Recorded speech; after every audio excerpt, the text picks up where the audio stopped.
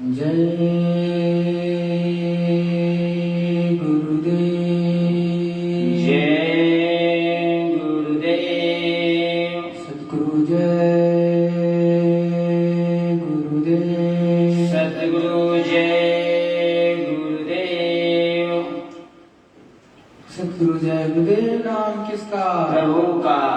जय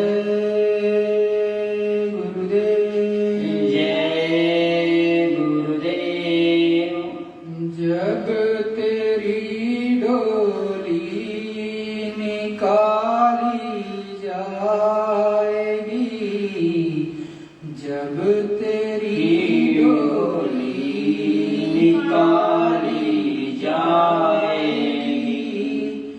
बिन मुहूर्त के उठा ली जाएगी, बिन मुहूर्त के उठा ली जाएगी, जब तेरी डोली निकाली जाएगी, जब तेरी डोली निकाली जाएगी, बिन मुहूर्त के उठा ली जाएगी, बिन मुहूर्त के उठा ली जाएगी। उन हकीमों से कहो यूं बोल कर, उन हकीमों से कहो ये बोल कर, करते थे दावा किताबें खोल कर, करते थे दावा किताबें खोल कर, यह दवा हरगिज़ न खाली जाएगी, ये दवा हरगिज़ खाली न जाएगी, जब तेरी डोली निकाली जाएगी, जब तेरी डोली निकाली जाएगी। डर सिकंदर का यहीं पर रह गया, जब सिकंदर का यहीं पर रह गया, डर सिकंदर का यहीं पर रह गया, जब सिकंदर का यहीं पर रह गया, मरते दम लुकमान भी यूं कह गया, मरते दम तक लुकमान भी यही कह गया, मरते दम लुकमान भी यूं कह गया, मरते दम तक लुकमान भी यही कह गया, ये घड़ी हरगिज़ न टाली जाएगी, ये हरगिज़ घड़ी न टाली जाएगी, यह घड़ी हरगिज़ न टाली जाएगी, ये घड़ी हरगिज़ न टाली जाएगी,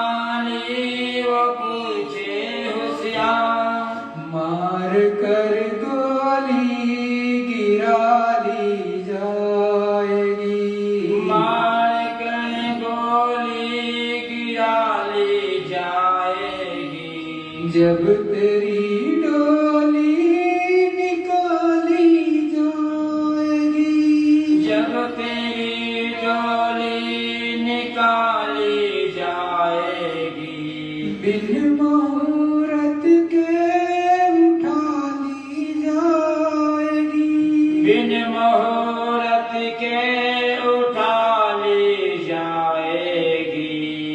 होगा जब परलोक में तेरा हिसाब, होगा परलोक में जब तेरा हिसाब, होगा जब परलोक में तेरा हिसाब, जब होगा परलोक में तेरा हिसाब।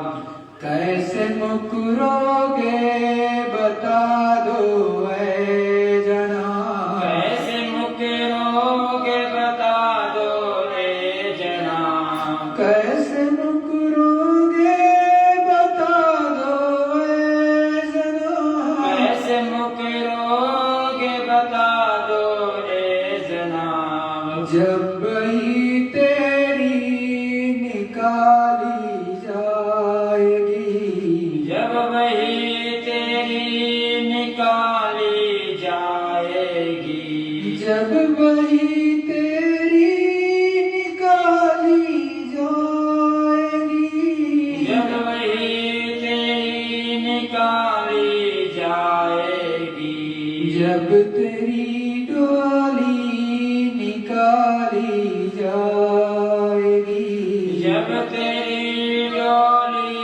निकाली जाएगी, बिन मुहूर्त के उठा ली जाएगी, बिन मुहूर्त के उठा ली जाएगी। ऐ मुसाफिर क्यों बसरता है यहाँ, ऐ मुसाफिर क्यों बरसता है यहाँ, ऐ मुसाफिर क्यों बसरता है यहाँ, ऐ मुसाफिर क्यों बसता है यहाँ।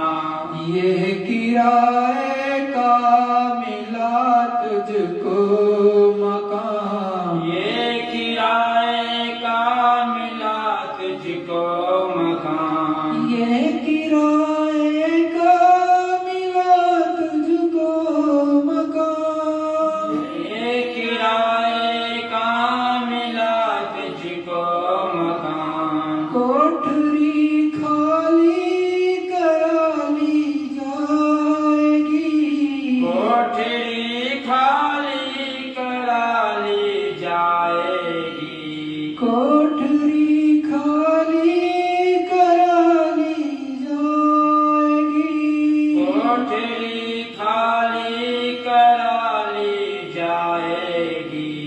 जब तेरी डोली निकाली जाएगी, जब तेरी डोली निकाली जाएगी, बिन मुहूर्त के उठा ली जाएगी, बिन मुहूर्त के उठा ली जाएगी। सद्गुरु जय गुरुदेव, सद्गुरु जय गुरुदेव, सद्गुरु जय गुरुदेव, सद्गुरु जय गुरुदेव। अखंड रूप से विराजमान परम पूज्य स्वामी जी महाराज के चरणों में कोटि प्रणाम।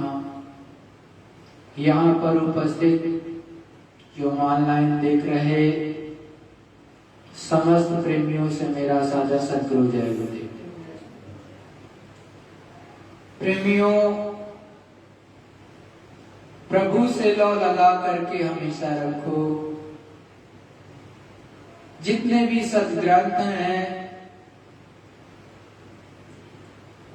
जिन ऋषि मुनियों ने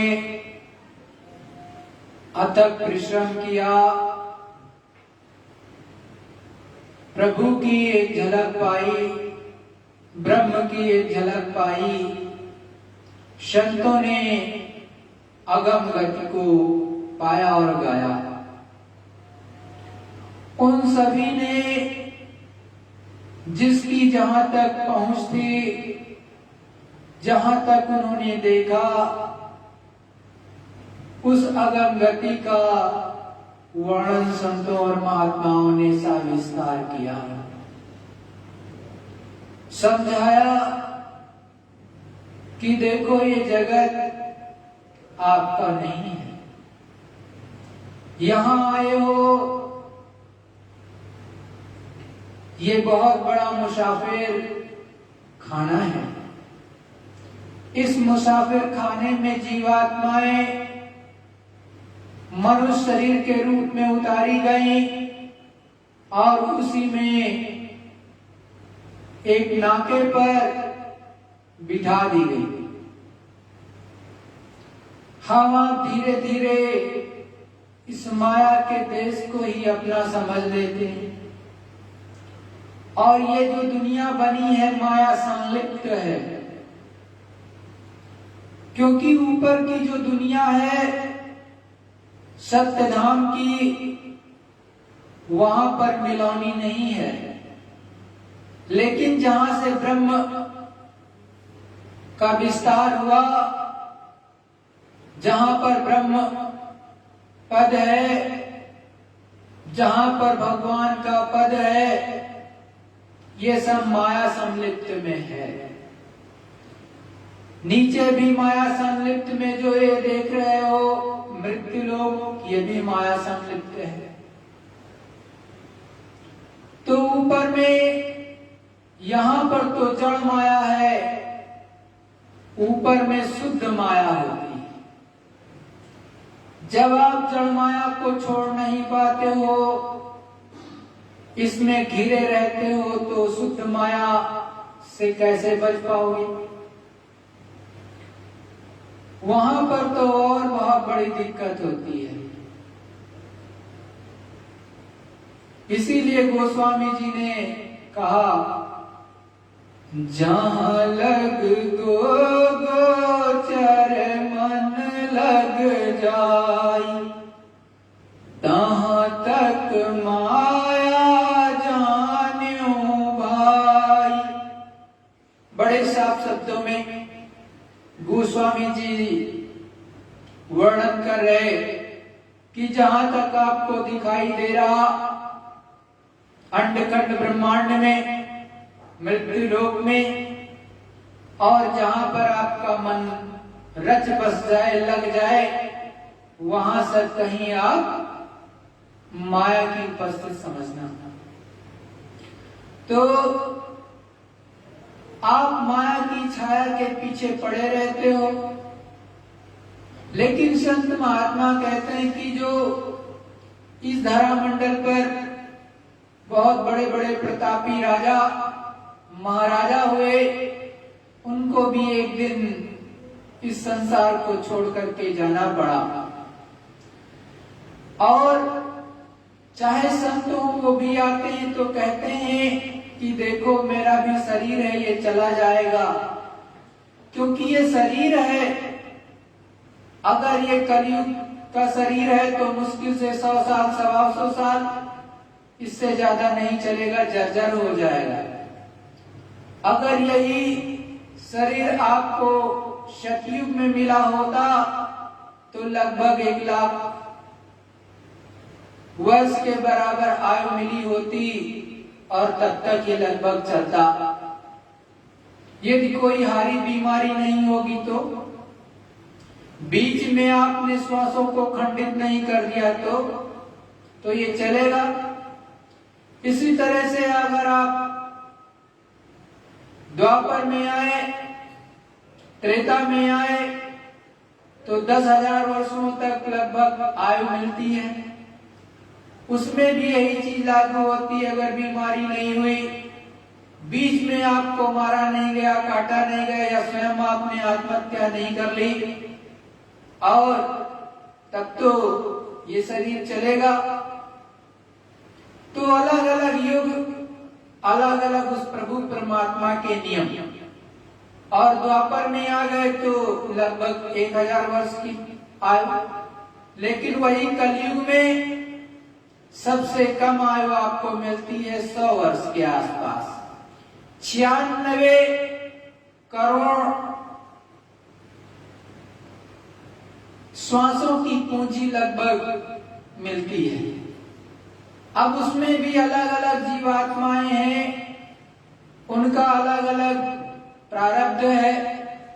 किसी का प्रारब्ध बहुत अच्छा, किसी का प्रारब्ध बहुत गड़बड़, क्योंकि आपने कर्म ऐसे किए हैं तो उसी आधार पर आपका प्रारब्ध बना होता है।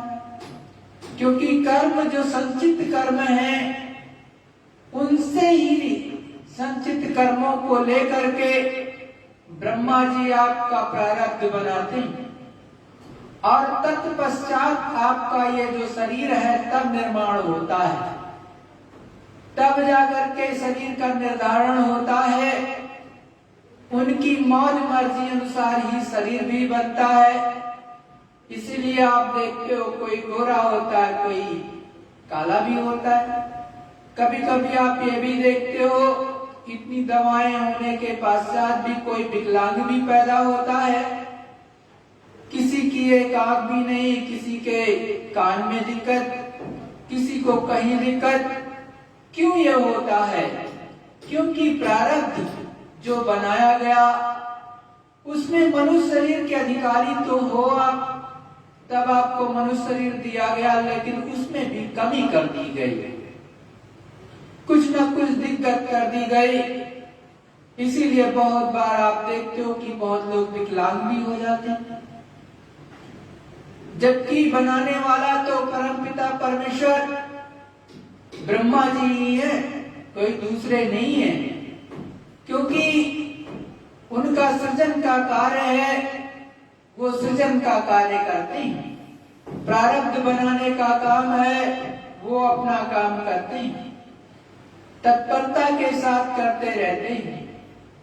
लेकिन हमारा और आपका कर्तव्य इस धरामंडल पर जब आ गए तो संतों महात्माओं के चरणों में बैठकर उनसे सच्ची और अच्छी और ज्ञानवर्धक बातों को अपने अंदर उतारने की प्रेरणा लेनी चाहिए। उनसे एक एक ज्ञान की बातों को लेकर के अपने अंतरात्मा में उतार करके अपनी जीवात्मा के कल्याण के लिए, सद्गति के लिए आगे बढ़ना चाहिए। परंतु ये जीव इतना लालची है कि यहाँ आकर के फंसता जरूर है। जिस तरह से एक तोता होता है, उसको पकड़ने के लिए मदारी या पकड़ने वाला चिड़ीबाज क्या करता है कि सामने उसके एक गिर्री कर देता है, एक गिर्री लगा देता है, डोर लगा देता है। अब गिर्री पर वो क्या करता है, तोता बैठ जाता है। गिर्री पर जैसे बैठा या उसकी तो गिर्री गई घूम, और उस पे जो रस्सी थी उसी को उसने पकड़ लिया पंजे से। तो उसको क्या लगता है कि अब तो घूम गई। अब वो ची ची कर रहा, चिल्ला रहा, लेकिन उसको छोड़ नहीं रहा। उसको लग रहा है कि हमको किसी ने पकड़ लिया, इसने मुझको पकड़ लिया, जबकि पकड़ा नहीं उसने। अब उसको लग रहा है वो पकड़े हुए, और धीरे से चिड़ी मार ने नीचे अपनी गिर्री की और उस तोते को पकड़ लिया। इसी तरह से बंदर को क्या करते हैं पकड़ने के लिए कि एक जगह मटकी को रख देते हैं, रस्सी से बांध देते हैं दो तरफ, और या फिर हांडी को क्या किया, पतले मुंह वाली हांडी को जमीन में गाड़ दिया, उसमें चने डाल दिए। अब बंदर क्या करता, देखते हुए आता है, क्योंकि वो लालची प्रवृत्ति का है, और लालच में क्या करता है, हांडी में चने देखता है, बाहर तो ऐसे चिपका देते हैं, हांडी में ज्यादा चने डाल देते हैं थोड़े, जिससे मुट्ठी में कोई पकड़ सके। अब मुट्ठी में वो चने को डाला और मुट्ठी भर ली, और मुट्ठी भरने के बाद मुट्ठी टाइट, अब वो निकालने का प्रयत्न कर रहा, लेकिन हांडी में उसका हाथ जो फंस जाता है। तो अब हाथ फंस गया तो वो चने को छोड़ेगा नहीं, चने को छोड़ेगा नहीं लालच में, तो हांडी से उसका हाथ बाहर आएगा ही नहीं। जब बाहर आएगा नहीं तो ची चिल्लाता है और बाहर नहीं निकल पाता, और ये सोचता है कि इस हांडी ने मेरे हाथ को पकड़ लिया है, इसने मुझको पकड़ रखा है, और ची चिल्लाएगा और मदारी तक आएगा। जो पकड़ने वाला है बंदर को, वो आएगा और धीरे से उसको पकड़ करके लेके चला जाता है। क्यों फंसा बंदर? वो केवल और केवल लालच में, उसने चने छोड़े नहीं, इसलिए वो फंस गया। इसी तरह से ये लालची जीव है इस संसार में जो बसल रहा है, जबकि वो सच्चाई जानता है कि बिन मुहूर्त के उठा ली जाएगी। ये डोली किसी को बताई नहीं जाती है कि किस शुभ समय पर आपको इस धरा मंडल से यमदूत ले करके चले जाएंगे। 1 सेकंड पहले ही आवाज आती है ऊपर से, आपको वो बताने का भी मौका किसी को नहीं देते कि आप अपने भाई को, माता को, पिता को, भाई बंधु को बता लो या रिश्तेदारों को फोन कर लो, इधर आई वो आवाज, और उधर आपका देखना सुनना बंद करा देते हैं। इतनी भयंकर वो आवाज होती है कि ये रूह कांप जाती है और थर-थर अंदर में कांपने लगती है। घिर ये आपका कि जीवात्मा करती है, यही आपका के कंठ चक्र में जब आ जाती है, प्राण नीचे से खींचते हैं और पैरों से गुदा चक्र में आई, गुदा चक्र से फिर जो है स्वादिष्टा चक्र पर, स्वादिष्टा चक्र से खींचा तो आपकी आई नाभि चक्र पर, और नाभि चक्र से खींचा तो आई आपके जो है हृदय पर, हृदय कमल पर, और वहां से जब खींचा तो कंठ चक्र में। जैसे कंठ चक्र में ये आती है प्राणवायु, और वहीं पर ये गिर करने लगता। आप देखते हो बहुत से लोगों को ना वो बोल पाते हैं ना डोल पाते हैं, और वो गिर करते हैं, उनकी आवाज ऐसी निकलती है। और फिर उसके बाद और ऊपर में छठे चक्र से जीवात्मा वहां पर खींचा और आगे 10वीं गली से निकाल ले जाते हैं, 10वीं इंद्री से निकाल ले जाते हैं। तो जो आपकी 9 इंद्रियां हैं उनको तो आप जानते और पहचानते भी हो, इसमें से बहुत से लोग, लेकिन 10वीं गली तो आप जानते भी नहीं हो, जिससे ये जीवात्मा बिठाई जाती है और जिससे निकाली जाती है। सतगुरु दयाल ने समझाया, संतों महात्माओं ने बताया कि जाने और आने का रास्ता तो एक ही है, कोई 10 नहीं है। आपके वही प्रभु है, भगवान है, राम है, और मुसलमान के वही खुदा है। तो अब अनजान में सब लोग आपस में लड़ते भी हो, लेकिन अगर सच्चा होगा, जिसने प्रभु परमात्मा को देखा होगा, तो कहेगा एक है, वो अलग अलग नहीं है। जिस तरह से सूरज है, सूरज आपके देश में कहलाता है सूरज, उसका नाम आपने रख रखा है। विदेश में चले जाओगे तो कहीं सन कहलाएगा, कहीं दूसरे देश में जाओगे तो कोई तीसरा नाम, और चौथे देश में जाओगे तो चौथा नाम भी हो जाएगा उसका। तो अलग अलग देश, अलग अलग बोली भाषा, अलग अलग नाम, और अपने अनुसार लोग एक नाम उसको दे देते हैं, लेकिन चीज तो एक है। वो मालिक सब में समाया है। कहा भी है, सब में खुदा का नूर है, वो ही हाजिर हजूर है, लेकिन देखा उसी ने जो कामिल मुर्शिद पूर है। समझाते हैं सच्चे संत और महात्मा कि देखो उसमें सबका जर्रा रहता है, उस मालिक की जीवात्मा हर एक मनुष्य शरीर में है, सब में वो हाजिर नाजिर है, सब में जीवात्मा का अंश है। जो अविनाशी है, यही कहते हो कि अविनाशी है। सब में प्रभु की आत्मा बैठी हुई है अविनाशी के रूप में, और सब कहीं ये गुंजायमान करती है। जब तक आपके शरीर में बैठी हुई है नाके पर, तब तक ये तो चहलकदमी करता है और उजाला किए रहता है। लेकिन जैसे ही ये निकल जाता है, वैसे ही फट गिर पड़ता है और कहते हो ये मिट्टी हो गया, ये मिट्टी हो गया शरीर, इसको ले चलो। अपने संस्कारों के अनुसार कोई जला देता है, कोई दफना देता है, कोई कुछ कर देता है। लेकिन उसमें से जो मुख्य तत्व था, जिसको आप जानते तक नहीं हो और बाहर से रो रहे हो, संत महात्मा कहते अब तो मिट्टी के लिए क्या रो रहे हो?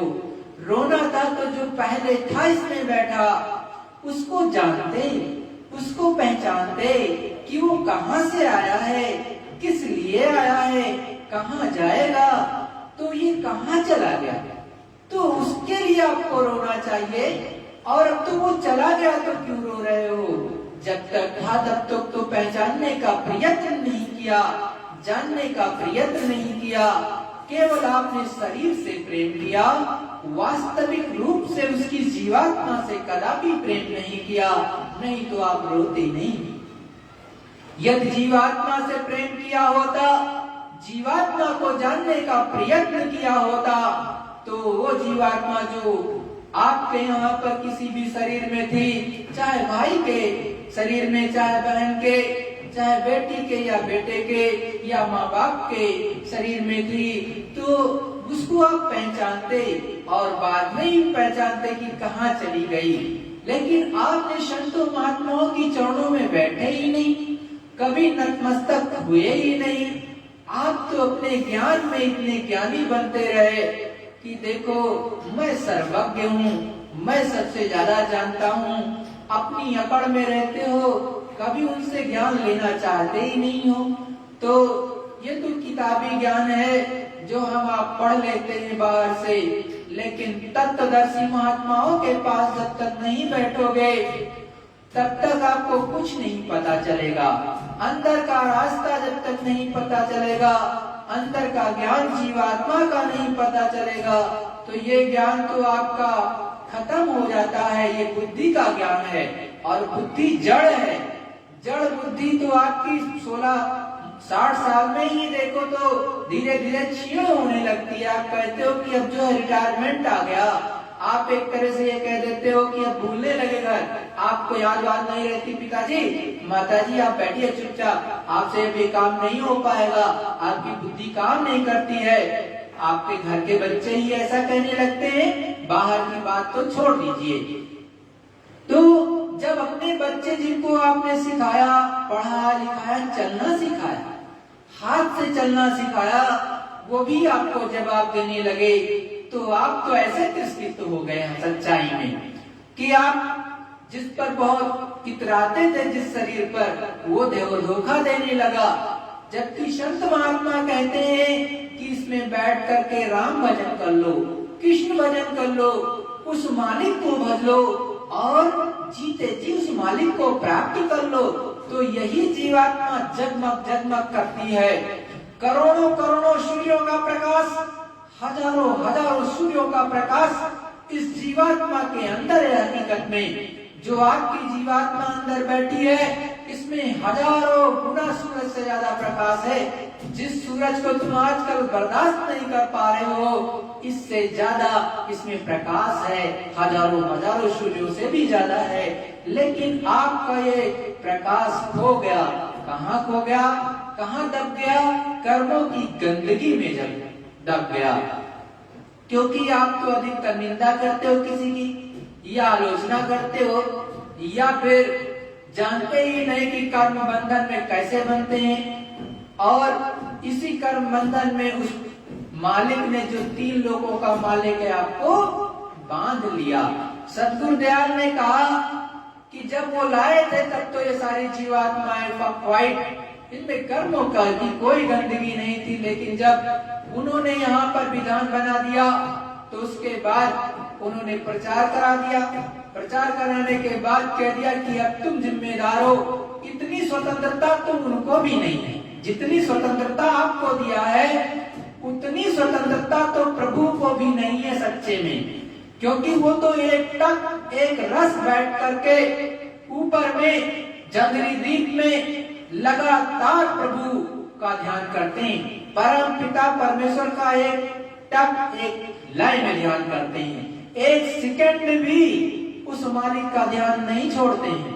लेकिन आप तो हमेशा नहीं भूलते ही हो, जाते हो कोई मंदिर भी पड़ा, कोई देवी देवता की भी मूर्ति ही है सही, चलो कोई बात नहीं, मूर्ति तो है, उसी के सामने भी सिजदा करने में आपको शर्म आती है, सर झुकाने पे। अरे सामने सर तो झुकाओगे तो उस मालिक के सामने सर झुकेगा, वहां पर थोड़ी ना हो रहा है। आप आंख बंद कर लेते हो तो प्रभु परमात्मा आपके सामने रहता है हकीकत में, लेकिन आप उसको भी छोड़ दिए, तो आप कहाँ जा रहे हो? और ये शरीर तो खाली करा लेगा, वो मालिक निश्चित करा लेगा, उसमें कोई तो राय नहीं। अभी कुछ समय तक पढ़ लो, जब शरीर में 10 बीमारी हो जाएगी आप स्वयं भी कह दोगे कि ये जल्दी से जल्दी प्रभु परमात्मा हमको यहाँ से छुट्टी दे तो अच्छा है। अब तो हम जाने वाले, हमारी कोई मदद नहीं कर रहा, ये अपने आप को स्वयं फील होता है। आप कभी भी बीमार पड़ो, ज्यादा पड़ो, तो आपको स्वयं फील होने लगेगा कि अब हम यहाँ नहीं रहेंगे। अपने बच्चों से प्रेम प्यार से किसी को भी समझाने लगो कि भाई बैंक अकाउंट में इतना है, ये बैंक अकाउंट में ये समझ लो, ये LIC करा रखी है, ये बीमा करा रखा है, ये 1 करोड़ का, ये 10 करोड़ का है, अब वो ले ले। तो आपके काम क्या है? आपके काम तो कुछ नहीं आया, आपके काम तो भजन आता, आपके काम तो प्रभु का सच्चा जो है उनके चरणों में बैठ करके कमाई हुई आत्म दौलत आती।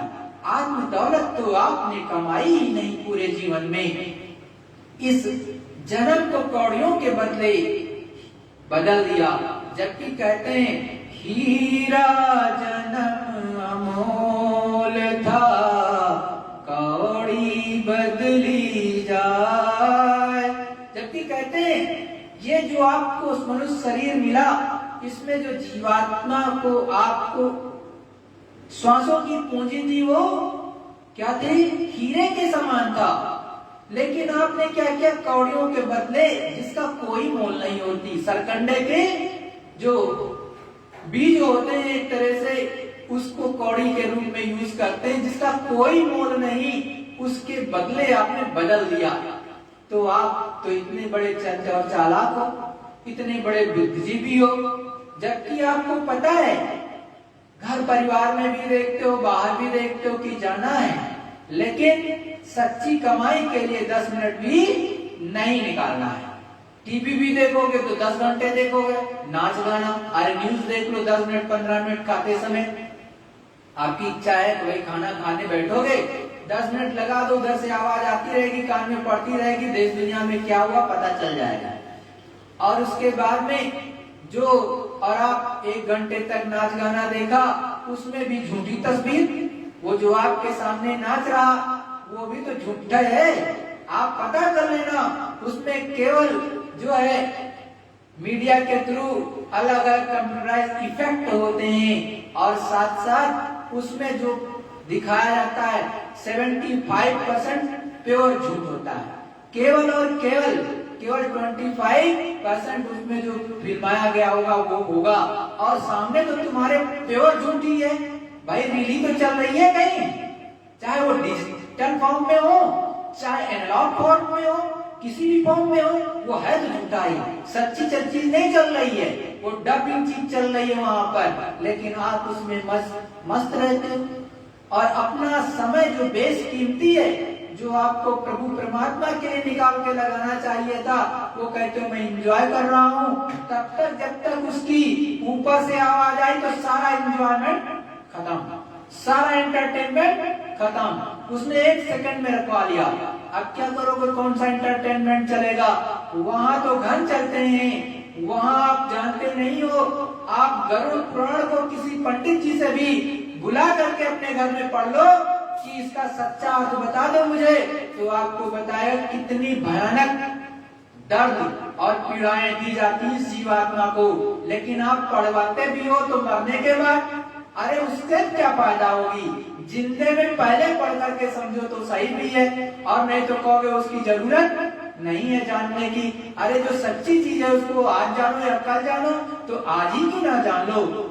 इसीलिए कहा भी है कि काल करे सो आज कर, आज करे सो अब, पल में परलय होएगी, बहुर करोगे कब। आप कल की पर बातों पर टाल देते हो कि कल करेंगे कल करेंगे। कल किसने देखा है? वो मालिक का फरमान आ जाएगा तो तुरंत जाना पड़ता है, वहां किसी की चलती वलती नहीं हो, चाहे वो राजा महाराजा हो, चाहे सेठ साहूकार हो, चाहे कौड़ीपति हो, चाहे खाकपति हो, वो किसी की सुनता नहीं है। अगर काम आएगी तो आएगी केवल और केवल वो नाम धन आएगा।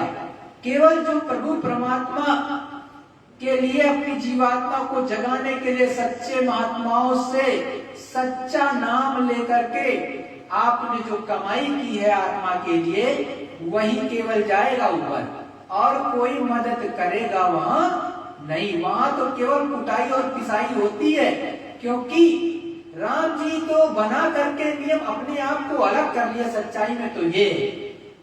और गोस्वामी जी ने आपको साफ साफ रामायण में बताया है, आप पढ़ो उसमें, आपको ध्यान से पढ़ोगे तो सारी चीजें मिल जाएंगी। घट रामायण में भी लिखा साफ साफ, उन्होंने बना करके नियम इस पृथ्वी मंडल के कि भाई ये करोगे तो ये 1,00,000 श्लोक वेद में लिखवा दिए ब्रह्मा जी को।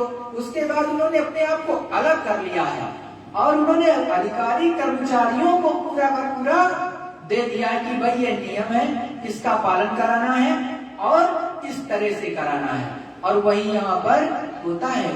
लेकिन आप इन चीजों को जानते नहीं, गुण रहस्यों को। आप सोचते हो कि प्रभु जी करते हैं, प्रभु जी नहीं करते हैं। It is very clear. Prabhu के अंडर में जैसे एक राजा होता है, प्रधानमंत्री होता है, राष्ट्रपति होता है, तो उसके अंडर में भी बहुत होते हैं। तो उन्होंने पूरी की तरह से अपनी अर्धांगिनी को दे दिया कार्यभार, ये संभालो, और अर्धांगिनी के अंडर में जो है ब्रह्मा विष्णु महेश मुख्य रूप से आते हैं, उनको उन्होंने दे दिया कि अब इसका पालन करो। एक से कहा पालन करो, एक से कहा कि इसका सृजन का काम करना, एक से पालन, और तीसरे से कहा इसको खंडित कर देना, फोड़ देना। बात खत्म हो गई। अब उनके अंडर में अनेकों, आप जो देवी देवता के रूप में जानते हो कि ये देवी देवता, ये देवी देवता, वो सारे के सारे अधिकारी और कर्मचारी हैं ऊपर के, स्वर्ग में बैठे हुए, बैकुंठ में बैठे हुए। वो आपका सारा काम करते हैं। समय से पानी बरसाना, समय से जाड़ा लगना, ज्यादा हीट वेव कर देना, कहीं भूकंप ला देना, ये सारा का सारा खेल उनका है। तो वो तो अपने आप को अलग कर चुके हैं, लेकिन आप जानते नहीं हो। अब कहोगे कहाँ लिखा है? अरे भाई, अभी 700 वर्षों में न जाने कितने महात्मा आए, उन्होंने खोल खोल करके खूब बताया, और अपने यहाँ ऋषि मुनियों ने भी खूब खोल करके बताया है। भाई गरुड़ पुराण आज तो नहीं बना है, उसमें जो सच्चाई लिखी हुई है वो आज तो नहीं लिखी गई है। तो आपको सोचना चाहिए, जो पुराण है, जो वेद है, ये कितने सनातन और पुरातन है। आपकी एक बात समझ में ही नहीं आती। आप तो अपने स्वार्थ वाली चीजें, लाभ वाली चीजें उठा लेते हो, सच्ची चीजें कहां से उठा करके देखते हो। तो प्रेमियों, हमारी आपसे विनती और निवेदन कि हमेशा एक एक चीज संतों की पकड़ो, वो आपकी जीवात्मा को जगा करके सच्चे देश में पहुंचा देना चाहते हैं। उनका एक ही केवल एक काम होता है, वो आपके लिए इतनी अथक परिश्रम करते हैं कि पूछो मत। लेकिन आप मचल जाओ तो क्या कर सकते हैं? जैसे बच्चा मचल जाता है, वैसे आप मचल जाते हो कि हम तो ध्यान भजन सुमिरन कर देंगे ही नहीं। और गुरु महाराज जाने, तो गुरु महाराज साफ साफ कहें, बिना भजन किए कोई पार नहीं जाएगा। जय गुरुदेव। प्रेमियों, आप गुरु महाराज का सत्संग सुनो, जो उनके मुखारबिंद से सुनाया गया है। देखो, गुरु महाराज ने ये पूरा वृत्तांत घट रामायण से सुनाया है। और घट रामायण में वो समय उस समय का है जब गोस्वामी जी काशी पहुंचे और काशी में काफी शोरगुल उठने लगा कि गोस्वामी जी ना किसी को मानते ही नहीं। तो वहां के जो धर्माचार्य थे उस समय के, उनमें आपस में कोलाहल हुआ और उन्होंने आपस में विचार विमर्श किया, क्या कहा और किस तरह कहा, वो सारी चीजें इस घट रामायण में बताई गई। वैसे रामायण में भी बताई गई है और ये घट रामायण है तो इसमें बताई गई है। तो क्या कह रहे हैं वो ध्यान से सुनो।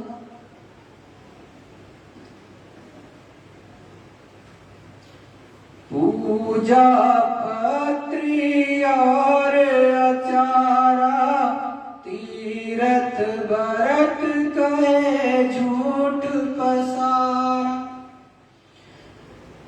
अब गोस्वामी जी कहते हैं कि भाई वो साधु जो गोस्वामी जी नाम के अस्सी घाट में वो तीरथ व्रत जो रहते हैं अस्सी घाट पे, क्योंकि गोस्वामी जी की कुटी अस्सी घाट पर काशी में बनी थी, वामना नदी के किनारे वहीं पर वो रहते थे अस्सी घाट पर।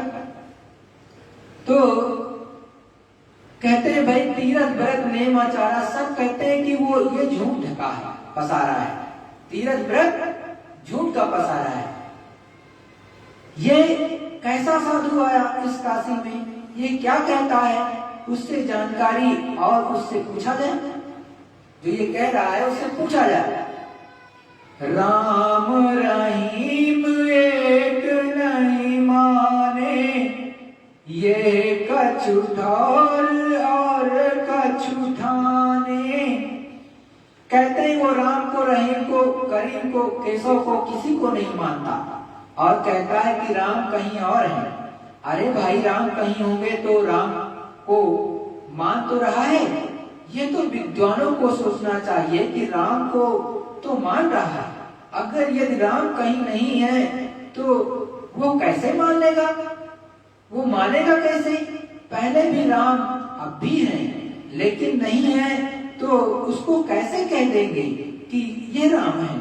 तो आपस में विवाद विद्वानों का हो रहा, अभी ये सब आपस में सब सुन रहे हैं, लोग कह रहे हैं, लोग समझ रहे हैं। दीना हृदय जवाब साफ बात विधियों कही। अब इन्होंने हृदय को पकड़ लिया था। हृदय गोस्वामी जी के पास पूरे शिष्य थे, आते जाते थे। तो इन सभी लोगों ने, विद्वानों ने हृदय अहीर को पकड़ा था बीच में, बीच रास्ते में, कि ये आता जाता है गोस्वामी जी के पास में, जिन्होंने रामचरितमानस को लिखा, इसको जो है इससे पूछो तो बताएंगे, पता चलेगा सच्ची चीजों क्या कहते हैं। अब वो कहते हैं कि हृदय ने साफ जवाब दे दिया। हृदय जो कि पूरे संत के रूप में थे वो भी, क्योंकि उनकी जीवात्मा गोस्वामी जी ने जगा दी थी 1 साल के अंदर, पूरा कर दिया था, अधूरे नहीं थे वो। उनमें और उनमें गोस्वामी जी में कोई अंतर नहीं था। ये केवल अंतर था, ये कह सकते हो अगर आप अपने शब्दों में, कि केवल नामदान का, सार्वजनिक नामदान का केवल आदेश नहीं था और पूर्ण रूप थे, वो भी पूरे थे, वो भी पूरे थे। ये सब बात कह डाली और गुरु की मर्यादा को जब खत्म किया कि वो ऐसा साधु है, मतलब गोस्वामी जी को उल्टा सीधा कह दिया। एक तरफ ऐसा उन अहीर ने 7 विद्वानों को जवाब दिया। क्या जवाब दिया जरा सुनिए आप। गति संत संत अपार, पंडित विद जाने नहीं। कहते हैं सत्संग और संतों की गति अपार, इसको पंडित नहीं जानते। 2 ही शब्द में पूरा कह दिया। पंडित आप इसको नहीं जान सकते हो। सत्संग और संतों की गति अपार है, जो अपार है उसको आप कैसे जान सकते हो। हृदय अहीर जवाबस दीना, शत गति कोई बिरले चीना। अब हृदय अहीर ने कहा कि अय विद्वानों, संत गति को और संतों को पहचानना बहुत मुश्किल है, और कोई कोई बिरला संत गति को जानता है, कोई नहीं जानता।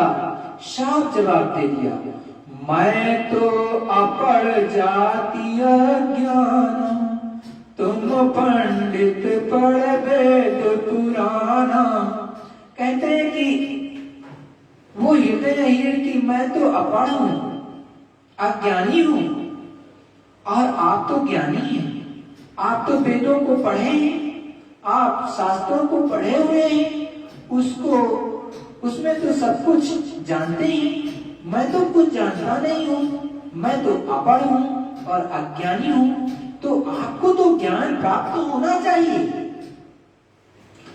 संतन की गति कहो बुझाई, तुम मौन भेद भेद नहीं पाई। बहुत स्पष्ट और साफ हृदय ने कहा कि महाराज संतों की गति न वेद ने जाना, न आपने जाना, तो कोई क्या जान सकता है? वो तो नेत और कुछ है ऊपर, और कुछ है और है, वो यहाँ कह रहा है। तब तो जब वो नहीं जानता है, और आप क्या जानो, क्योंकि आपने तो कुछ पाया नहीं, आपको तो कुछ मिला ही नहीं। कोई साधना, कोई उपासना, आपने कोई योग तो किया नहीं।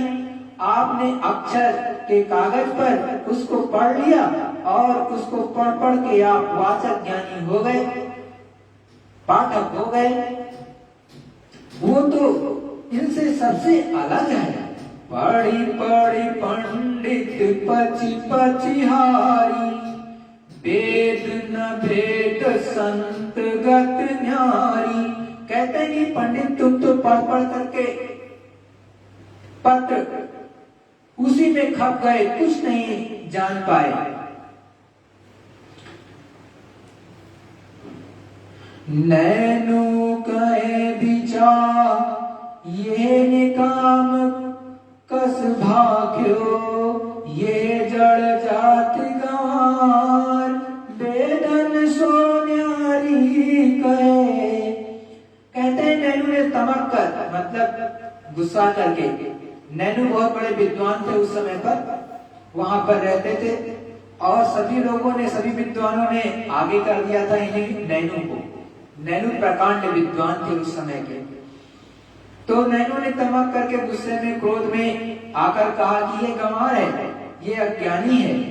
कैसे कह दिया कि वो वेदों से परे है, ये शास्त्रों से परे है। इतना तमक गए कि बुद्धि का ज्ञान, शरीर कांपने लगा, बुद्धि का ज्ञान खत्म हो गया। क्योंकि जब बुद्धि खत्म हो जाती तो क्रोध आता है, और क्रोध जब आता है तो आपका शरीर कांपने लगता है। हकीकत में आप देखो, कभी किसी से लड़ने लगो, ज्यादा उत्तेजित हो जाते हो तो बुद्धि उस समय लोप होती है। हकीकत में उस समय क्या होता है, शरीर आपका कांपने लगता है, इतना ज्यादा क्रोध होता है कि आप कांपने लगते हो। भले मारने के लिए तैयार हो किसी को, लेकिन आपका शरीर अंदर से कांप रहा होता है, इतना क्रोध हो जाता है। तो वही गलती उनकी हो गई।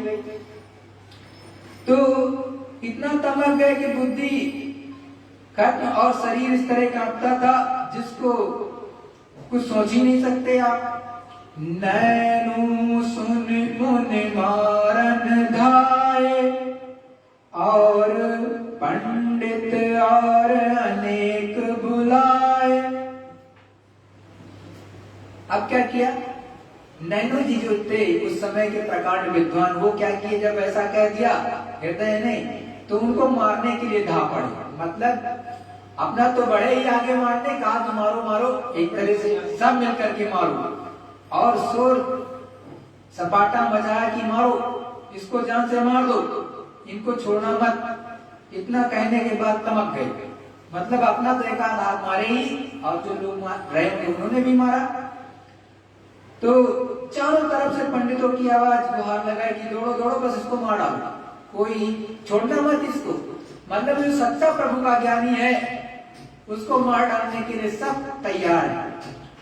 सबसे कहे सुनो तुम ज्ञाना, ये अहीर कस करत बखाना। सबसे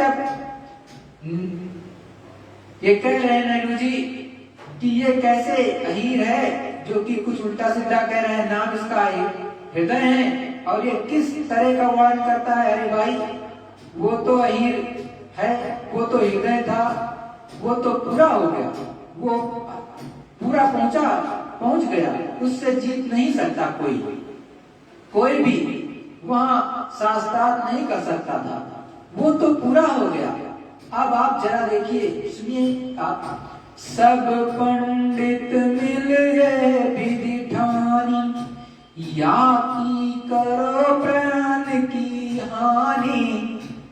तो सभी वहां के जितने विद्वान थे, एक तरह के पंडित थे उस समय के, आज से 700 साल पहले की बात है, 700 साल नहीं, लगभग 450 साल, क्योंकि गोस्वामी जी का जन्म 1800 कुछ में हुआ और वो लगभग 450 साल के आसपास बैठे रहे, तो 450 साल पहले की ये बात है।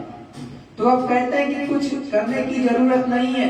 जब पंडितों ने मिलकर के बिल्कुल एकदम निश्चय कर लिया कि इसकी हत्या कर दो, प्राणों को खत्म कर दो, इसको दुनिया में और काशी में रहने मत दो। पता नहीं किस ज्ञान का वर्णन करता है, कुछ और ही और करता है, कहता है कि भगवान ये परे है, वो परे है, ये परे। अरे भाई संतों को कौन जाने, ये सब मिलकर मता उठाई, हृदय ऊपर लात चलाई। अब देखो कितने अच्छे ज्ञानी होते हुए भी सबने आपस में मत कर लिया कि इसको जान से मार दो, और लात मुंह से चलाने लगे, मारने लगे। अब बस कोई हाथ पकड़ता है, कोई लात मारता है, कोई उसको मुक्का मारता है, ये सब काम होने लगा। अरे आपको क्या मालूम क्या क्या महापुरुषों और भक्तों के साथ में हुआ, किसी को मालूम नहीं। अब जान से मारने के लिए लात और मुक्के पड़ने लगे। तुरुक तकी एक श्वार जात हते दरबार को, घोड़ा फेर निहार ये विवाद कैसे भई। उस समय मुसलमानों का राज्य था, मुगलों का राज्य था। जब गोस्वामी जी पैदा हुए और इस धरामंडल पर धर्म का प्रचार कर रहे थे, तो मुसलमानों का, मुगलों का राज्य था। उस समय तुर्कों का राज्य था और मुगल बादशाह ये अकबर उस समय थे, काबिज। और उनके मजिस्ट्रेट जो नियुक्त थे काशी में, वो तकी मियां थे वहां पर। वो उधर से अपने घोड़े से जा रहे थे, तो उन्होंने देखा एक मजिस्ट्रेट तकी मियां घोड़े पर सवार होकर के और दरबार करने कचहरी में जा रहे थे। तब ये जोर शोर से हल्ला हुआ कि मारो मारो इसको, मारो, हृदय ही है, मारो। कुछ और ज्ञान का वर्णन करता है। तो वो जा रहे थे, आवाज सुनी तो घोड़े की लगाम, मियां मजिस्ट्रेट हैं, ये दरबार करते हैं, न्याय करते हैं, जो कोई भी जाए उनके दरबार में, जो कसूर करेगा वो जाएगा, उसका न्याय होगा। तो उस समय के वो न्यायाधीश थे, उन्होंने अपने घोड़े की लगाम को मोड़ दिया, किधर जिधर विवाद हो रहा था, मतलब हृदय को जिधर मार रहे थे, सब मिलकर के उधर उन्होंने मोड़ दिया। शेख तकी एक तुर्क शबारा, ते पुन जात हते दरबार। अब नाम उसका शेख तकी था, मुसलमान थे, दरबार जा रहे थे। उन्होंने कहा भाई क्या हुआ, क्यों हल्ला हो रहा है, क्या हो गया, ये उन्होंने पूछा। तो लोग फिर मुड़कर के उन्हें बताने लगे। तो जब ध्यान हट जाएगा तो बात छूट जाएगी, मतलब मारना बंद हो गया।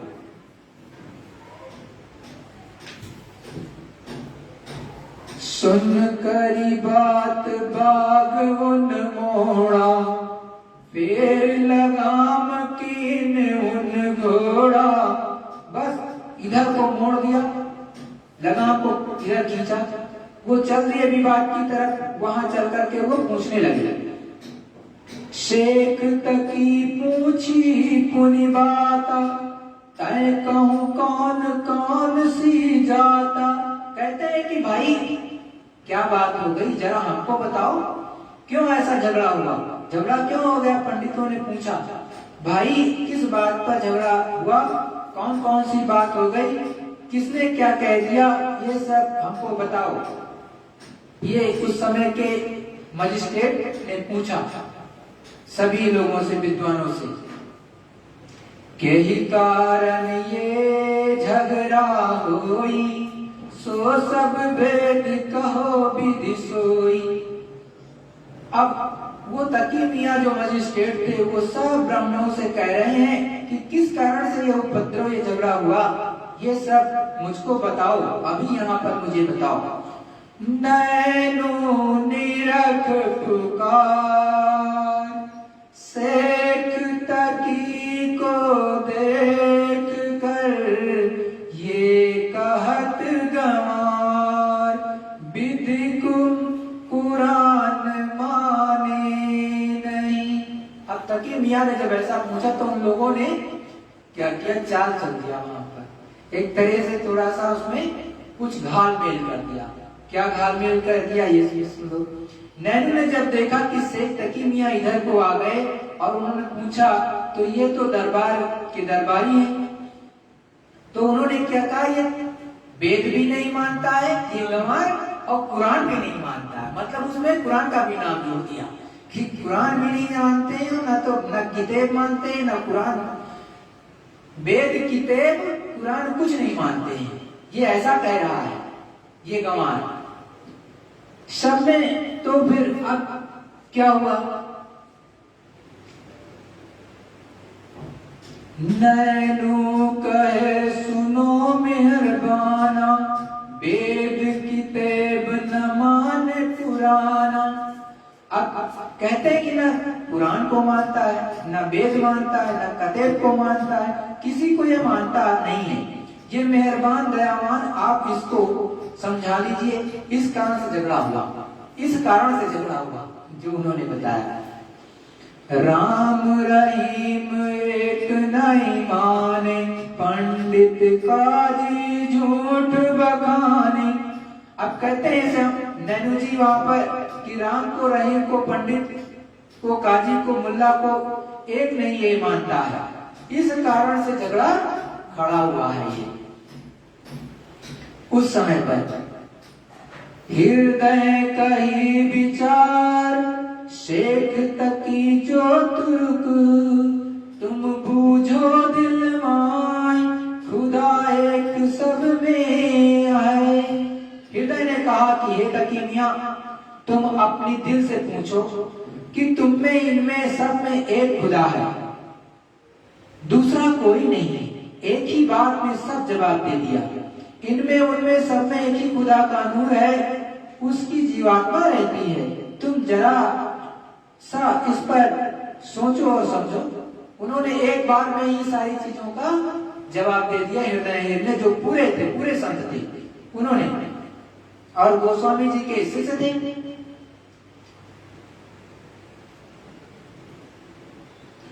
हृदय कहे तकी सुन सेखा, सब में कहो खुदा है का।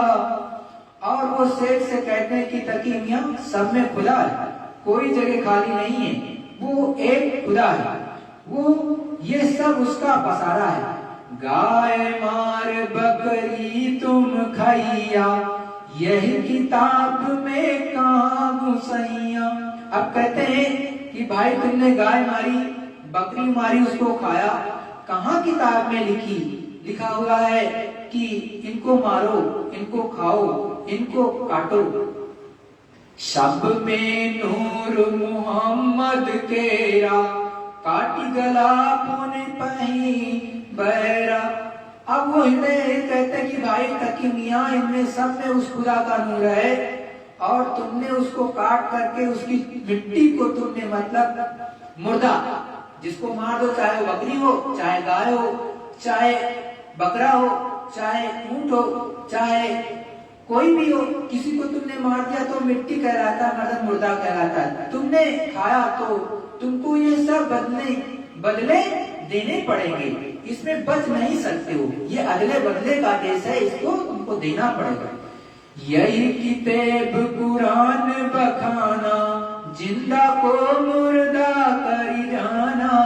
कहते हैं कि आपके किताब में, कुरान में, मतलब उन्होंने कहा है तकी मियाजा की आपकी किताब में, मतलब किताब में, कुरान में ये लिखा हुआ है कि जिंदा को मुर्दा कर दो। जो खुदा ने, भगवान ने जो चीजें बनाई है आदमी को, इंसान को, कोई हक नहीं है कि उनके बिगाड़ने का।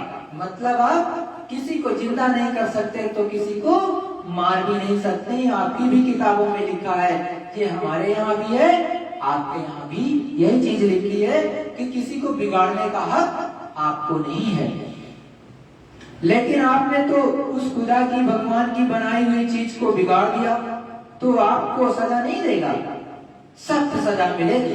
वो कह रहे शोई मुसलमान है भाई, नबी नाम हरदम लौलाई।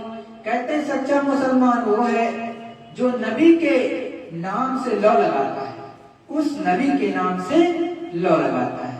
तकी मियां वही सच्चा मुसलमान है जो नबी के नाम से, जो आसमान से आवाज आ रही है उससे जो लौ लगाता है, वो सच्चा मुसलमान है। रोजा कर खून बिचारा, ये गुनाह नहीं बख्शन हारा। कहते हैं कि तुमने महीनों रोजे किए, तुमने व्रत रखा, तुमने खून बहा दिया। मतलब व्रत, आपने व्रत किया, चाहे रोजे के रूप में किया, चाहे व्रत के रूप में, अपने यहाँ उपवास करते हैं, व्रत रखते हैं। तो आपने अगर इतना सब कुछ किया और अंत में जाकर के खून बहा दिया, किसी को मार दिया, काट दिया, तो तुमने रूहों को यानी काटा, सताया, मारा, उसके मुर्दे खाए। ये वो खुदा बख्शने वाला नहीं है, वो खुदा बख्शेगा नहीं, भगवान बख्शेगा नहीं, उसकी सजा तुमको सख्त सजा मिलेगी। झूठा रोजा झूठ निवाला, झूठा अल्लाह करे आवाज। और वो कहते हैं कि हृदय किए तकी मियां झूठा रोजा, झूठी नमाज पढ़ी और झूठा अल्लाह अल्लाह कहते हो, ये सब झूठा है। जो तुमने गुनाह किए हैं वो तो खुदा माफ नहीं करेगा। बड़ा साफ साफ जवाब दिया। चुप क्या बोले, उसके सामने कोई बोल सकता है? वाह साहिब की राह न पाई, सब जान मेरा समाई। कहते हैं हे तकी मियां, वो हृदय यही कहते हैं कि तुमने उस साहब की, उस संसार की राह नहीं पाई। वो सब जगह समाया हुआ है, वो प्रभु परमात्मा हर जगह है, वो खुदा हर जगह है, वो सब जगह रहता है। तुमने ये क्या कर डाला? सेक तकी सुन बाता, जवाब सवाल भूले नहीं। सेक तकी को जवाब जब मिल गया तो फिर कुछ नहीं, चुप हो गए, एकदम जबान बंद हो गई। धर्मा जैनी जात, संग बात की सही। कहते हैं कि वहां एक जैन मत के भी आ गए। उस समय जब विवाद हो रहा था तो उसी समय जैन मत के बहुत बड़े प्रकांड विद्वान थे धर्मा, वो भी आ गया। अब वो क्या कहते हैं, और जब वो आ गए तो पहुंच गए तो वो भी कुछ कहने लगे अपनी चीज को। धर्मा नाम जातिक जैनी, इन सब सुनी हजार कहानी।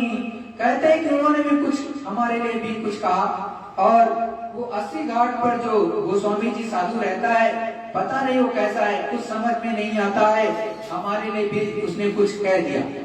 मतलब कि उस समय के जो प्रकांड विद्वान थे धर्मा, उनको भी उसने कहा कि गोस्वामी जी ने कुछ कहा है। धर्मा स्वांग कहे बिचारी, जैन मता है सबसे भारी। अब धर्मा ने विचार करके कहा, जो आया, कहते हैं कि सब कहते हैं हमारा जैन मत सबसे ऊंचा है। मतलब एक दूसरे की होड़ लगी है, वो अपने को ऊंचा बताते, वो ऊंचा उससे ऊंचा। कि सब ऊंचे से ऊंचा, हमारा ऊंचा, हमारा ऊंचा। तो कहते हैं, सब कहते हैं हमारा जैन मत सबसे ऊंचा है, उससे कोई ऊंचा नहीं, बाकी सब नीचे हैं। अपनी अपनी बात सब अपने अज्ञान में कहते हुए चले जा रहे हैं।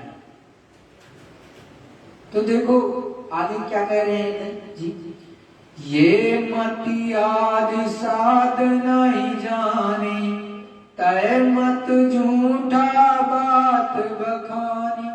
कहते हैं कि ये हिर जात का और हृदय नाम का ये कुछ जानता बुझता तो कुछ नहीं है, और कहता है कि ये सब झूठ है। उन्होंने भी मजिस्ट्रेट से सब अपनी बात कह डाली, जो आया वही उनको भड़काता रहा कि वह किसी तरह से भड़क जाए, लेकिन उनको जवाब मिल गया तो वो चुप सबको की बातें सुन रहे हैं, और सबको देख रहे हैं कि सब तमक रहे हैं, मतलब गुस्से में, सब एकदम से क्रोधित है कि क्या अभी कर दूं, क्या कर डालूं। वे शांत नहीं खड़े हुए हैं, दरबार में पहुंचकर सजा देंगे वो छोड़ नहीं सकते हैं, इसीलिए चुप है। मतलब तकी मियां को तो पूरी चीज समझ में आ गई, लेकिन इन लोगों के समझ में नहीं आया, जो उस समय के प्रकांड विद्वान तो उनके भी समझ में नहीं आया। वो अब भी गुस्साए हैं कि इसको बस मारी डालो। 24 तीर्थ कर जानी, आदिनाथ है हमारे स्वामी। अब कहते हैं कि आदिनाथ 24 अवतार उनके, आदिनाथ 24 अवतार है। मुसलमान भी कहते हैं कि हमारे यहाँ भी, तो मतलब यह है कि अवतारों का ही वे वर्णन करते हैं। कहते हैं कि कहता है कि कुछ भी नहीं है, ये कैसा साधु है, कुछ समझ में नहीं आया, वो किसी को कि कुछ भी नहीं मानता। अरे जब वो तब तो मान ले, जब वहां पर कुछ है नहीं तो क्या मानेगा। मतलब स्वामी जी कह रहे, वो स्वामी जी जो कि रामचरितमानस के ने लिखा और घट रामायण को भी इन्होंने लिखा है, तो कहा कि जब हो तब तो माने, जब वहां पर वो चीज सच्चे में है नहीं तो क्या मानेगा। तिनकी आदि कहा तुम जानो, नाहक बेगुन आदि बखानी। कहते हैं कि तुम नाहक कुछ जानते बूझते कुछ भी नहीं हो, और नाहक में वाद विवाद ये सब खड़ा हो गया। ये सब समझा रहे हैं तकी मियां मजिस्ट्रेट को कि ये भड़क जाए, किसी तरह से भी सब लोग मिलकर इसे मारें, खत्म कर दें इसको। तो ये तकलीफ क्या छोटी है, चारों तरफ से साधु पर हमला हो, सच्चे साधु पर, और फिर उस महापुरुष की कितनी बड़ी निंदा हो। जब वह नाराज हो जाए, पता नहीं क्या कर दें। लोगों को तो ये सब कुछ मालूम नहीं। देखो सतगुरुदेव समझा रहे हैं कि जो अनामी प्रभु है, सच्चा है, उसको सब मारने के लिए तैयार हैं, मार डालने के लिए। और ये नहीं सोचते कि अगर कहीं खुदा न खास्ता वो नाराज हो जाए, क्या वो मालिक नहीं नाराज होता, वो भी नाराज होता। अरे तुम नाराज होते हो तो आपको सोचना चाहिए तुम्हारे अंदर नाराजगी आती है तो ये चीज ऊपर से ही आई है। नाराज होना, खुश होना, प्रेम करना, ना प्रेम करना, ये सारी चीजें ऊपर से आई है। हकीकत में ये कोई चीज तुम्हारी नहीं है, सब ऊपर से आई है। तो वहां पर भी अगर वो मालिक सच्चे में नाराज हो जाए तो तुम्हारा चटनी बना दे सेकंड में। जैसे देखते हो पहले रेगिस्तानों में बढ़िया धूल उड़ती थी, खूब महल बना रखे थे, एसी में मौज कर रहे थे, इस समय पानी चल रहा है और पूरा शहर डूबा जा रहा है।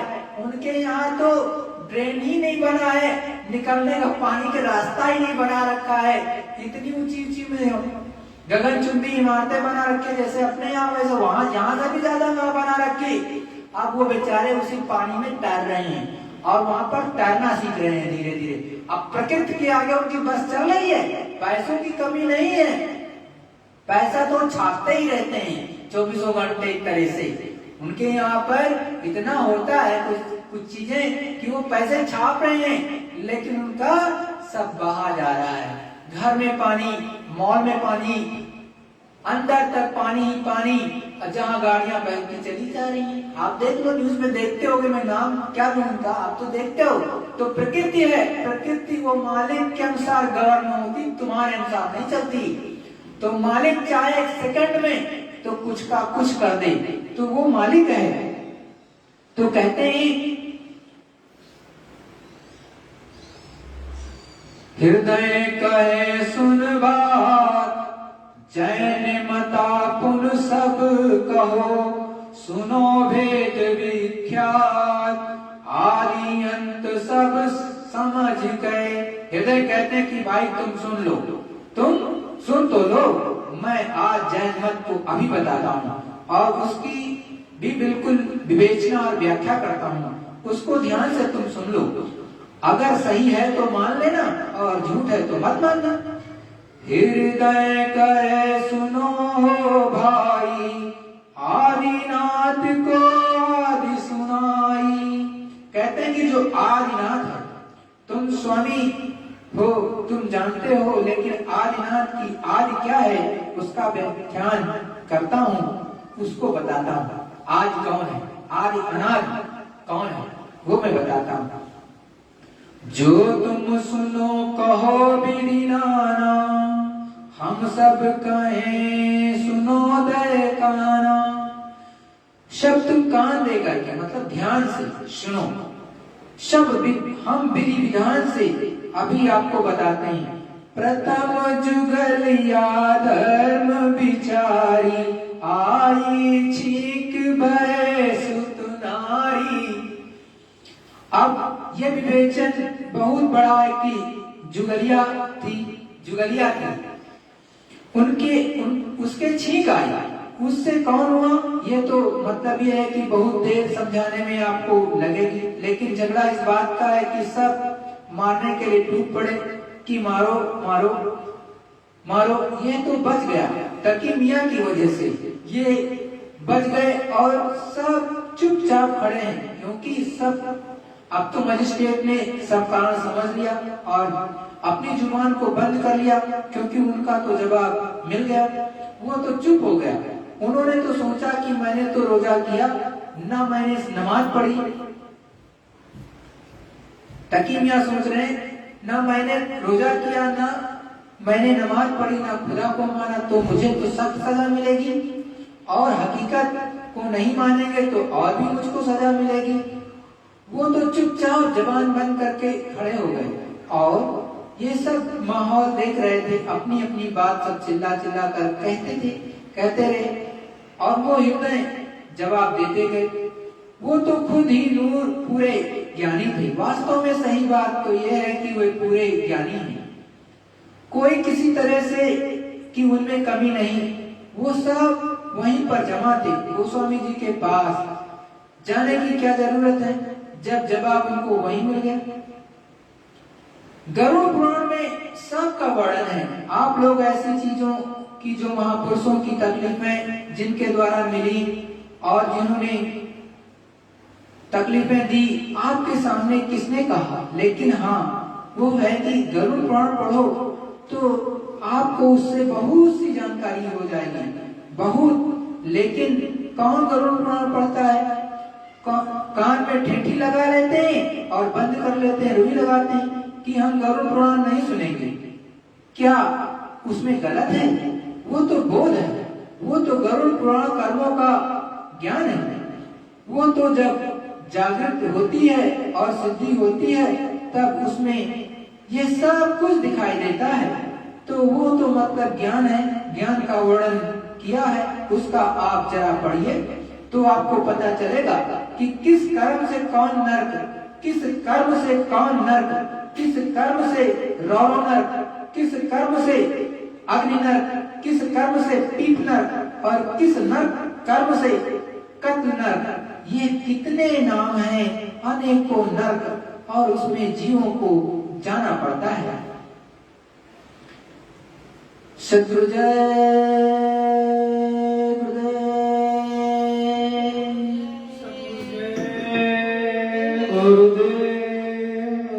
देखो प्रेमियों, अपने गुरु महाराज ने गोस्वामी जी का उदाहरण देते हुए घट रामायण से हर एक वृत्तांत को कितने अच्छे से समझाया, एक एक चौपाई का सच्चा अर्थ बताया। उस समय पर आज से लगभग 450 साल पहले की ये बातें हैं। उस समय पर कितना ज्यादा धर्म के नाम पर लोगों पे रूढ़िवादिता थी ये भी बताया। उससे ये पता चलता है सच्ची चीज को मानने के लिए तैयार नहीं होते थे। जो सच्चे संत महात्मा थे उनको दुख दर्द देते थे। और पूजा उनकी लोग करते हैं जो पूरे नहीं है, केवल डकोर संत। हकीकत में जो बाहर से आडंबर करके बैठे हैं पूजा उनकी होती। जो सच्चे होते हैं उनकी तो लोग पढ़ते ही नहीं है, क्योंकि वो आपसे कुछ मांगेगा नहीं, पहली बात, और वो दिखावा नहीं करते। और दूसरी बात, साधु उसका नाम होता है जो उस प्रभु परमात्मा को प्राप्त कर ले। वो दाढ़ी वाला भी हो सकता है, बिना दाढ़ी वाला भी हो सकता है।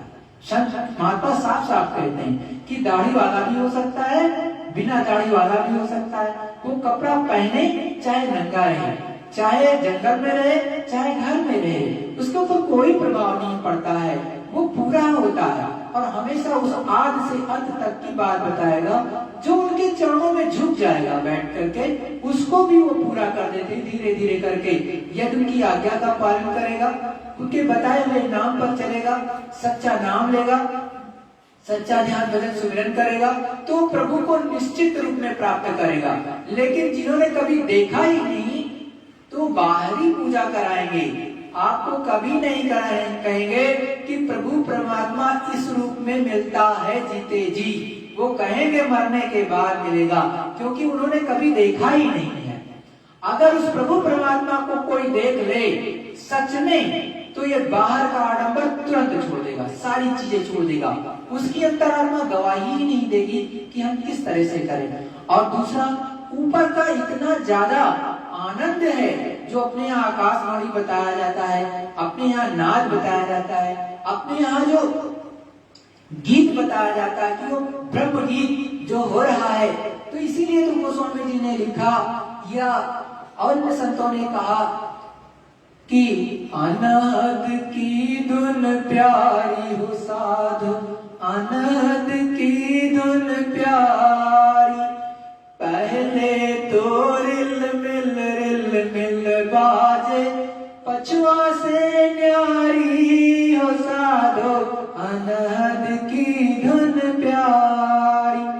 ऐसे नहीं संत महात्मा बताते हैं। चाहे गुरु नानक साहब आए हो, चाहे भीखा साहब आए हो, चाहे जगजीवन साहब आए हो, चाहे पलटू दास आए हो, चाहे जो है रामदास आए हो, चाहे धरदास आए हो, चाहे गोस्वामी जी आए हो, चाहे रैदास साहब आए हो, चाहे मीराबाई आई हो, सबने एक ही बात कही है कि ऊपर से प्रभु परमात्मा की आवाज आ रही और वो मालिक जीते जी मिलता है। इसीलिए मीराबाई जी ने भी कहा, ना मैं नैहर ना मैं पीहर, ना पिया जी मेरे पास, मीरा ने गोविंद मिलो जब संत मिला रैदास।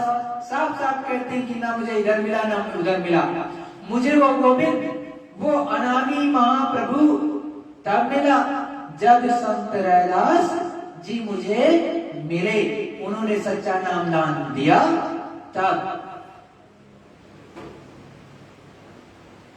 जाता है। इसीलिए और भी बहुत सी चीजें अब आज के दिन नहीं। तो देखो प्रेमियों, सच्चे संतों की वाणियों को अंतर में उतारो।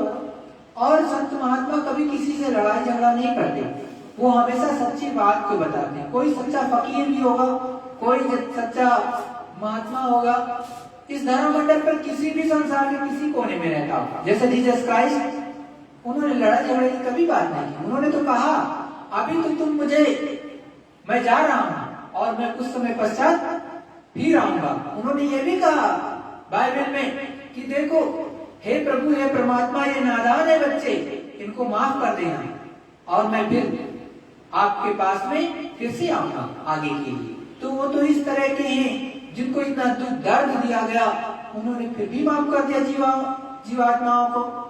तो संतों महात्माओं को, सच्चे जीवों को तो बहुत सताते हैं। सच्चा जो शिष्य होता है उसको भी बहुत लोग सताते हैं।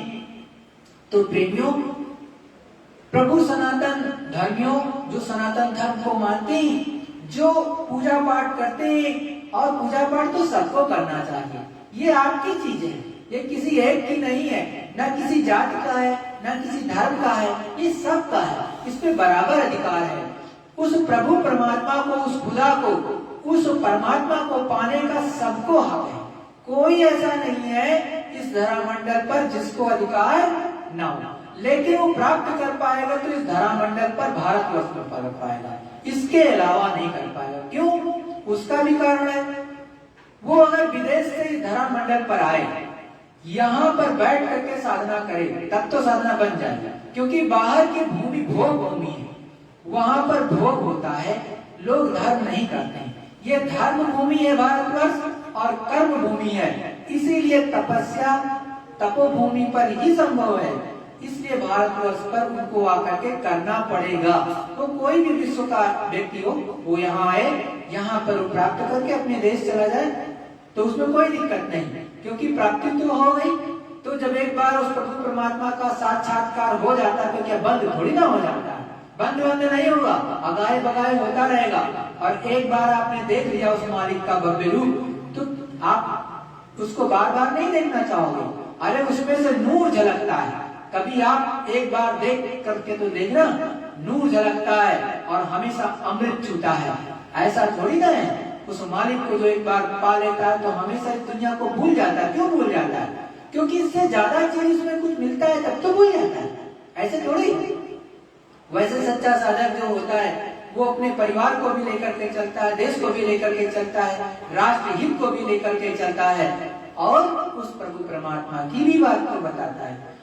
सद्गुरु जय गुरुदेव, सद्गुरु जय गुरुदेव। प्रेमियों, सभी लोग प्रार्थना को बोलेंगे, तत्पश्चात ध्यान भजन से मेरा नमस्कार करें। जय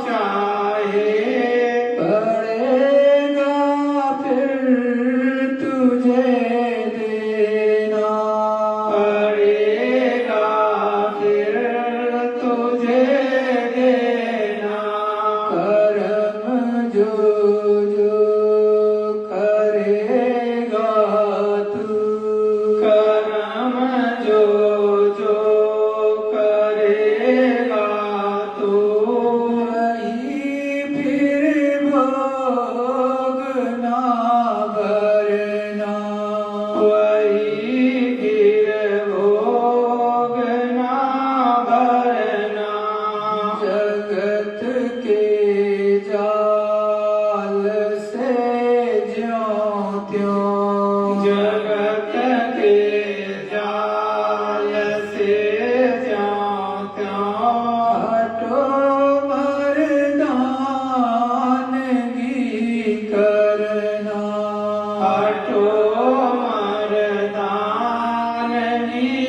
करना बड़ा बैरी है मन घट में, बड़ा बैरी है मन घट में। इसी को जीतना कठिना, इसी को जीतना कठिना। पढ़ो तुम इसी के पीछे, पढ़ो तुम इसी के पीछे। और सब ही जतन तजना, और सबही जतन तजना। जिन्होंने मार मन डाला, जिन्होंने मार मन डाला। उसी को सूरमा कहना, उसी को सूरमा कहना। गुरु से प्रीत कर पहले, गुरु से प्रीत कर पहले। बहुर घट सात को सुनना, बहुर घटी शब्द को सुनना। हार जब जाए मन तुझसे, हार जब जाय मन तुझसे। चढ़ा दे सूरत को गगना, चढ़ा दे सूरत को गगना। और सब काम जग झूठा, और सब काम जग झूठा। त्याग दे इसी को गहना, त्याग दे इसी को गहना। गुरु का ध्यान कर प्यारे, गुरु का ध्यान कर प्यारे। बिना इसके नहीं छूटना, बिना इसके नहीं छूटना। जय गुरुदेव। जय गुरुदेव। गुरु स्वरूप एवं पांचों धनियों को विधि पूर्वक दृष्टि प्रणाम करके सभी प्रेमी भाई बहन सुमिरन, ध्यान और भजन में बैठेंगे।